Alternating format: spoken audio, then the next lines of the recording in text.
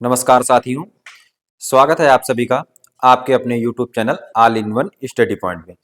साथियों, आज से हमारी हिंदी की थ्योरी क्लासेस स्टार्ट हो चुकी हैं, जिनमें आपको प्रत्येक टॉपिक की बहुत ही विस्तृत रूप से चर्चा करेंगे हम।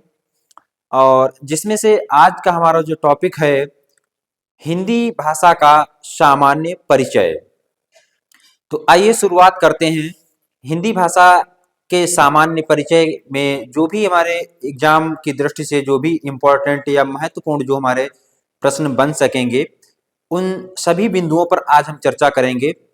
इसमें से कोई भी प्रश्न जो हिंदी भाषा से संबंधित जो आपका होगा, जो भाषा के सामान्य परिचय से है, उससे कोई भी प्रश्न आपका अछूता नहीं रह जाएगा। तो आइए शुरुआत करते हैं।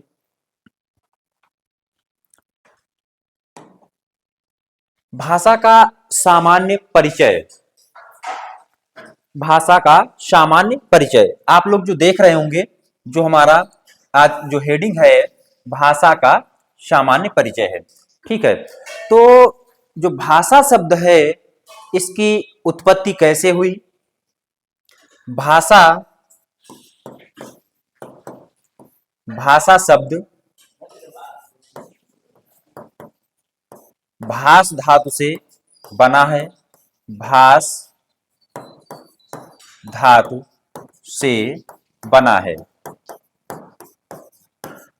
भाषा शब्द भास धातु से बना है। अब यहां पर आपको जो शब्द देखने को मिल रहा है, धातु, तो ये धातु क्या है? धातु क्या है? धातु ये मूल भाषा में होती है। धातु मूल भाषा में होती है। धातु मूल भाषा में होती है। अब मूल भाषा क्या होती है?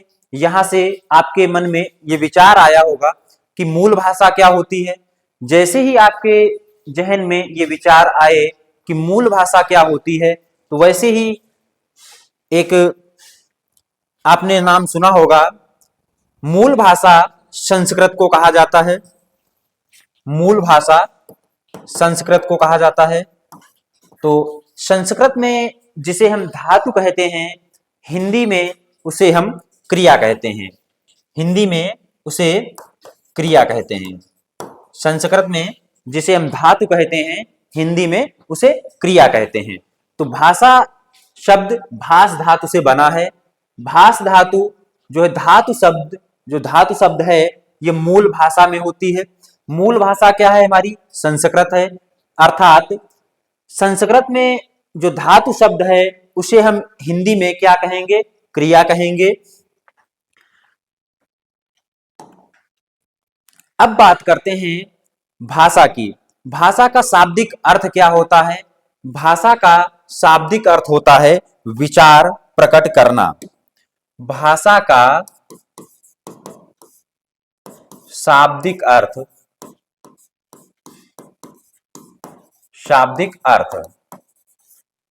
भाषा का शाब्दिक अर्थ विचार प्रकट करना।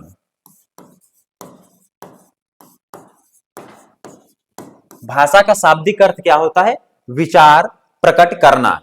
विचार प्रकट करना अर्थात विचारों का आदान प्रदान करना, या विचार विनिमय करना, या विचारों का लेन देन, या विचार विमर्श कह सकते हैं। तो विचारों का आदान प्रदान जिस माध्यम से होता है, उसे भाषा कहते हैं। विचारों का आदान प्रदान, विचारों का आदान प्रदान जिस माध्यम से होता है,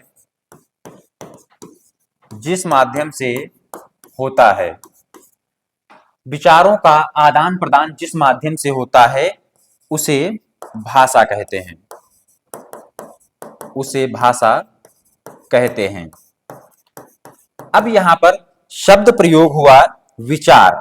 विचार किसे कहेंगे? विचार क्या है? विचार मनुष्य के मन में प्रकट अध्वन्यात्मक इकाई है। विचार मनुष्य के मन में प्रकट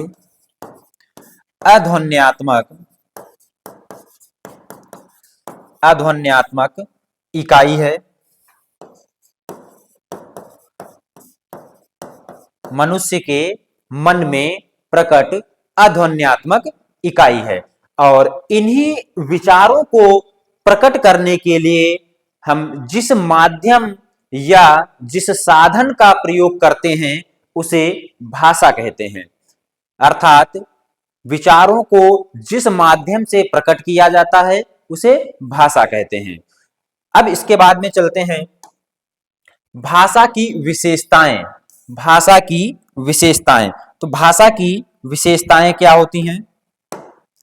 भाषा की विशेषताएं, भाषा अर्जित संपत्ति है। भाषा अर्जित संपत्ति है। भाषा अर्जित संपत्ति है। अर्जित संपत्ति कैसे? अर्थात जो व्यक्ति की जो बोलने और सुनने की जो योग्यता होती है वो जन्मजात होती है।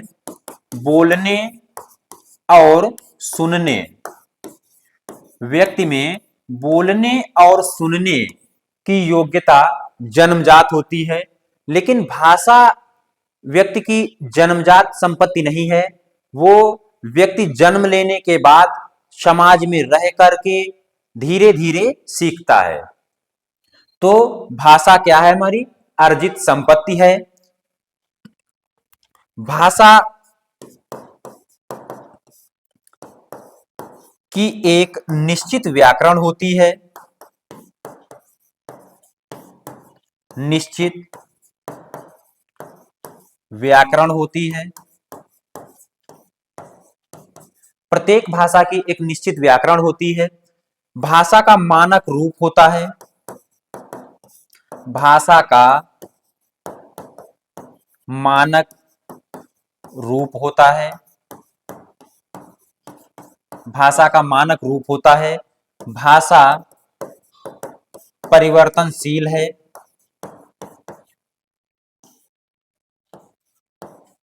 परिवर्तनशील है। आपने एक कहावत सुनी होगी, कोस कोस पर बदले पानी और चार कोस पर बदले वाणी। यानी भाषा समय और स्थान के अनुसार परिवर्तित होती रहती है। समय और स्थान के अनुसार परिवर्तित होती रहती है। भाषा का मानक रूप होता है। भाषा परिवर्तनशील है। भाषा अर्जित संपत्ति है। भाषा की एक निश्चित व्याकरण होती है और भाषा का अंतिम स्वरूप नहीं होता है। भाषा का अंतिम स्वरूप नहीं होता है। भाषा का अंतिम स्वरूप नहीं होता है। अर्थात अगर मैं आपसे कहूं कि आपकी किसी भाषा पर एक पूरी तरह से पकड़ है या आपकी पूरी तरह से कमांड है, तो आप कहेंगे नहीं। तो भाषा व्यक्ति जिंदगी भर या पूरे जीवन भर सीखता रहता है। किसी भी की कोई किसी भाषा पर कोई पूरी कमांड नहीं होती है, इसलिए भाषा का अंतिम स्वरूप नहीं होता है, परिवर्तनशील होती है और हम जीवन भर सीखते रहते हैं। तो ये हो गई हमारी भाषा की विशेषताएं। और भाषा का जो स्वरूप होता है वो कठिन से सरल की ओर होता है। भाषा का स्वरूप, भाषा का स्वरूप कठिन से सरल की ओर होता है। भाषा का स्वरूप कठिन से सरल की ओर होता है। भाषा का स्वरूप कठिन से सरल की ओर किस प्रकार होता है? जैसे अभी मैं अगर आपसे कहूं कि आपका भाषा पर आपको कितना ज्ञान है, या अभी आप कहेंगे कि हमारा हमें नहीं है या कम है, तो जैसे जैसे आप अध्ययन करेंगे, आप हमारे साथ अध्ययन करें या किसी और के साथ अध्ययन करें या आप किसी किताब के माध्यम से अध्ययन करें, तो जैसे जैसे आप अध्ययन करते जाएंगे तो चीजें आपके लिए सरल होती चली जाएंगी। जब तक आपको उसके विषय में जानकारी नहीं होगी तब तक वो कठिन रहेगी, आपको जब तक मालूम नहीं होगा तब तक कठिन लगेगी। जैसे जैसे हमें उसके बारे में जानकारी होती रहेगी, भाषा हमारे लिए कठिन से सरल होती जाएगी। तो भाषा का जो स्वरूप होता है वो कठिन से सरल की ओर होता है।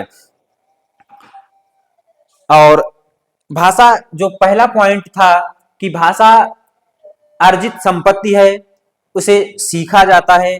तो कैसे सीखते हैं? अनुकरण के द्वारा। और एक बिंदु है, भाषा सामाजिक प्रक्रिया है। भाषा सामाजिक प्रक्रिया है। भाषा सामाजिक प्रक्रिया है। व्यक्ति धीरे धीरे समाज में रहकर सीखता है। व्यक्ति धीरे धीरे समाज में रहकर सीखता है।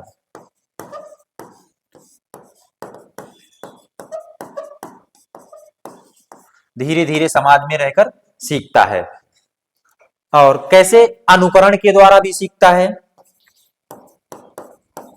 अनुकरण, भाषा अनुकरण के द्वारा सीखता है। अनुकरण के द्वारा भाषा कितने प्रकार से? दो प्रकार से सीखता है। अनुकरण से भाषा दो प्रकार से सीखता है। एक तो लिखित, और अनुकरण पहले हम यहां पर जान लेंगे। अनुकरण का अर्थ क्या होता है? के जैसा, के जैसा या के अनुसार। के जैसा या के अनुसार।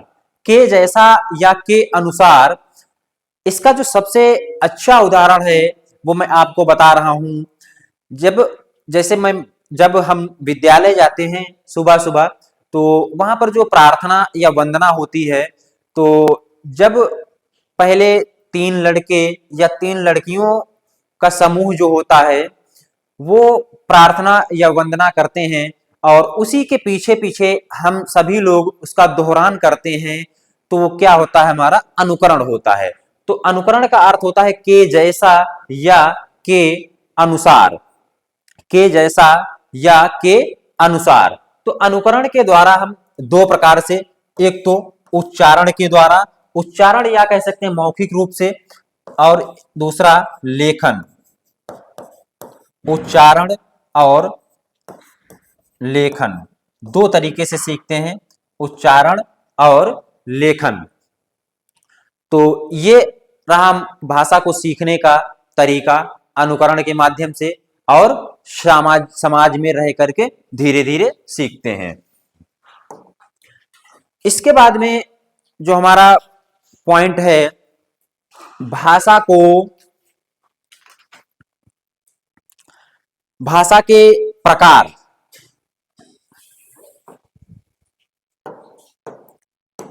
भाषा के प्रकार।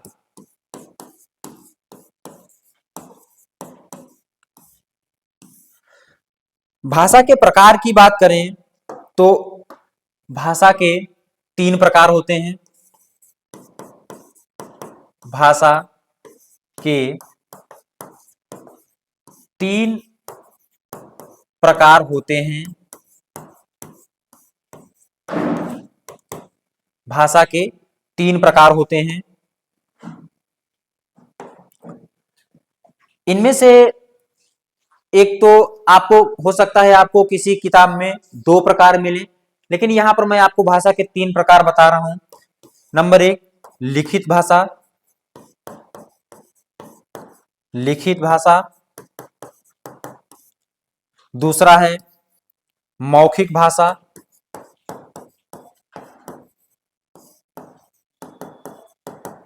और तीसरा है सांकेतिक भाषा। लिखित भाषा, मौखिक भाषा और सांकेतिक भाषा।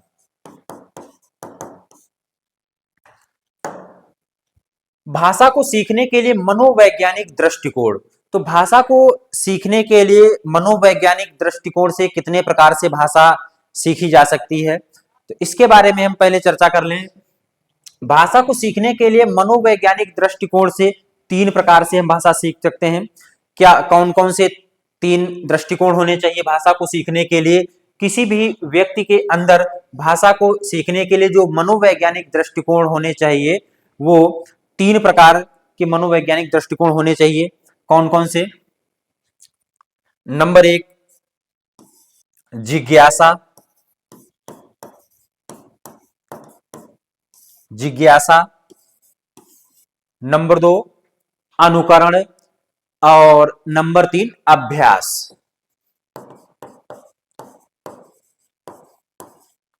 अनुकरण, नंबर 3 अभ्यास। अभ्यास।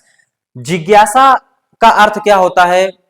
जिज्ञासा का अर्थ होता है जानने की इच्छा। जिज्ञासा का अर्थ क्या होगा? जानने की इच्छा। जानने की इच्छा। जब तक आपकी जानने की इच्छा नहीं होगी तब तक मैं चाहे कितना भी प्रयास करूं या कोई कितना भी प्रयास करे आपको सिखा नहीं सकता। तो भाषा को सीखने के लिए व्यक्ति के अंदर जिज्ञासा का होना बहुत जरूरी है। दूसरा है अनुकरण। अनुकरण का अर्थ क्या होता है इसके बारे में हम पहले ही चर्चा कर चुके हैं। अनुकरण का अर्थ होता है के जैसा या के अनुसार। के जैसा या के अनुसार। तो अनुकरण के द्वारा के जैसा या के अनुसार जिसका अर्थ होता है अनुकरण के माध्यम से हम सीख सकते हैं। और तीसरा जो प्रकार है हमारा अभ्यास। अभ्यास भी बहुत जरूरी है। किसी भी चीज को सीखने के लिए अभ्यास भी बहुत जरूरी है। और इसी अभ्यास के बारे में एक आप लोगों ने दोहा सुना होगा कि करत करत अभ्यास के जड़मति होत सुजान, रस्सी आवत जात से सिलपड़ पड़त निशान। अर्थात अभ्यास बहुत ही जरूरी है। जिज्ञासा, अनुकरण और अभ्यास। जिस व्यक्ति के अंदर ये तीनों गुण हैं तो वो व्यक्ति बहुत ही जल्दी जिस चीज को सीखना चाहता है उसे सीख लेता है। फिर है हमारा भाषा का विकास क्रम। भाषा का विकास क्रम। भाषा का विकास क्रम कैसे होता है? सुनना, सुनना, बोलना, सुनना, बोलना और लिखना। सुनना, बोलना, पढ़ना, लिखना। सुनना, बोलना, पढ़ना, लिखना।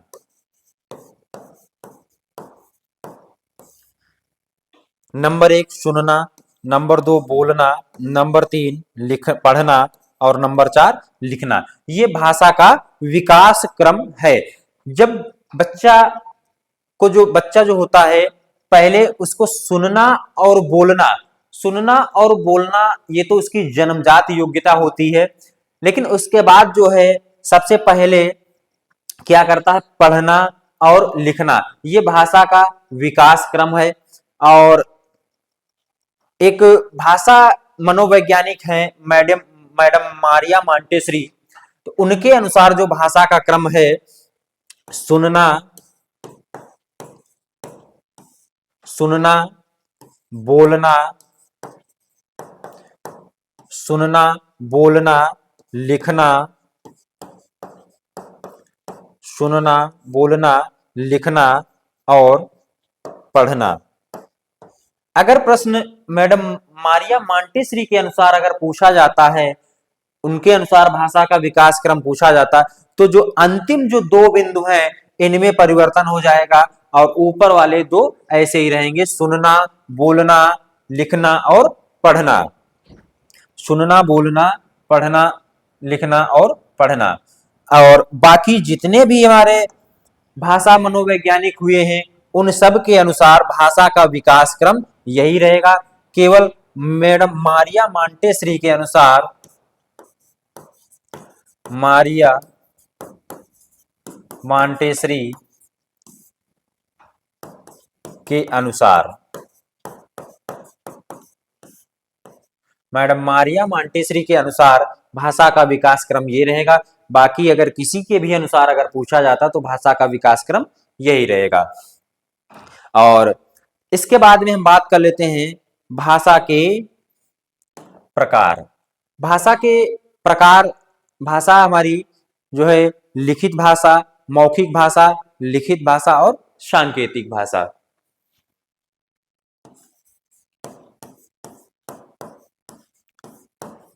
मौखिक भाषा, लिखित भाषा,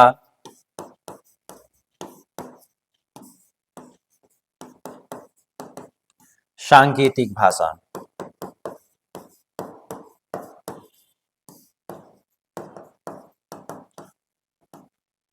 मौखिक भाषा, लिखित भाषा और सांकेतिक भाषा, ये भाषा के प्रकार हैं। और हो सकता है आपको कहीं किसी किताब में भाषा के दो ही प्रकार ये मिले देखने को, लेकिन भाषा के तीन प्रकार होते हैं। सांकेतिक भाषा जब हम ना बोल करके और ना लिख करके केवल संकेत के द्वारा अपने विचार प्रकट करते हैं तो वहां पर क्या होती है, सांकेतिक भाषा होती। और जब हम अपने विचार बोल करके अपने विचारों को प्रकट करते हैं तो वहां पर क्या होती है, मौखिक भाषा होती। और जब लिख करके अपने विचारों को प्रकट करते हैं तो वहां लिखित भाषा होती है। तो एक बार हम अपना जो हमने अभी तक जो अध्ययन किया है उसका एक बार हम रिवीजन कर लेते हैं।